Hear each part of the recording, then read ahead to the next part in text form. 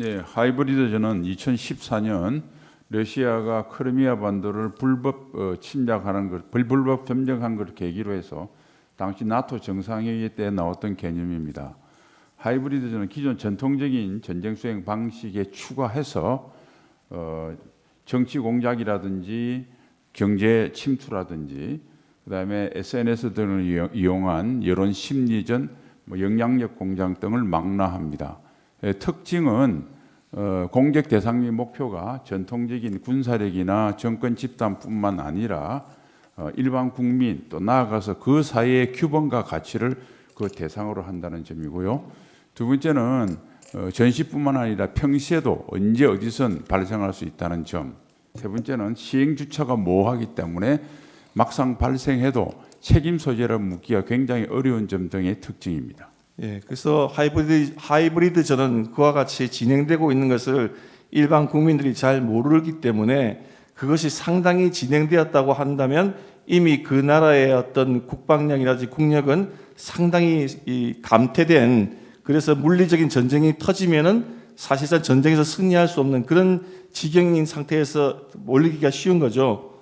네, 거기에 추가해서 영향력 공작 등에 의해서 국민의 어떤 항전 의지라든지 사회 통합성 같은 것이 또 윤리감 이런 것도 많이 와야 되기 때문에 비단 군사적인 위협뿐만 아니라 싸울 수 없는 상태로 국가가 될 가능성이 대단히 높습니다. 예. 하이브리드전은 타국의 전력망에 대한 공격이라든지 디도스 공격, 랜섬웨어, 해킹 등 다양한 형태의 사이버 공격 또는 타국의 선거에 대한 개입, 수출 규제 등 합법, 비합법 수단, 군사적인 수단, 민간 분야의 수단, 정치, 경제 등 영역과 수단을 가리지 아니하고 다양한 영역에서 온갖 수단을 동원해서 전개한다고 볼 수 있죠. 네, 광해의 의미에서 하이브리드전에 포함될 수 있을 것 같습니다.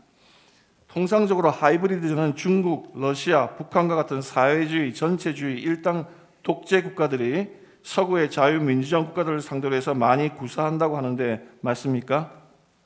네, 그런 경향이 있는 걸로 알고 있습니다. 그 이유는 무엇인가요? 일단 전체주의 국가들은 자유민주주의 국가에 비해서 모든 면에서 경쟁력이 낮습니다. 이 낮은 경쟁력을 극복하기 위해서 전체주의 국가들은 하이브리드전에 매달리는 경향이 있고요. 그다음에 하이브리드전 특성상 전체주의보다 자유민주주의 체제가 약점이 많습니다. 개방성, 포용성이라든지 또는 온라인, 오프라인 매스미디어가 발달을 했기 때문에 영향력 공작이나 심리전에 취약하기 때문입니다.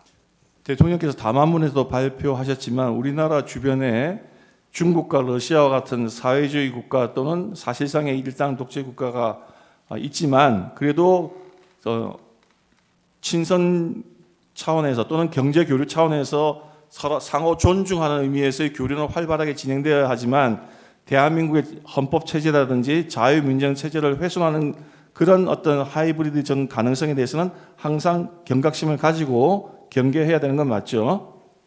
네, 우리의 규범과 가치를 지키기 위한 범국민적인 노력이 필요하다고 생각합니다. 중국에서는 이 하이브리드전을 의미하는 용어로 초환전이라고 하는 용어를 사용하고 있다고 하는데 그 의미는 어떤 것입니까? 네, 계명대 교수가 쓴 책 제목으로 알고 있는데요. 한계를 초월한 전쟁. 그래서 하이브리드전과 유사한 개념으로 알고 있습니다.